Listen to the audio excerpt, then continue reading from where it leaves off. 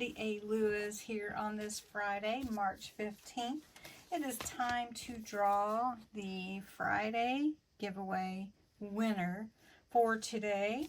The prize I will be drawing the winner for is this Hip Hip Hooray Expressions Papercraft die. It's an awesome prize. I've got last week's URL here, and we're going to fetch the entries from last week's video.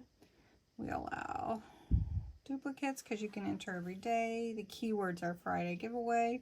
Let's see how many entries we have. We have 69. That's great.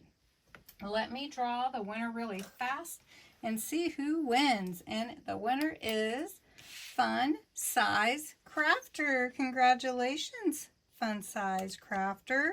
That's awesome. And you will love playing with that. Now, next Friday, for the Friday giveaway, you can enter to win this really fun. It's the Rose Gold Rose Quilting Flower set. It is 5 pieces, 8.4 inches by 0.9. There's all these pieces with it to make your fun rose flower. This is by Crafter's Companion.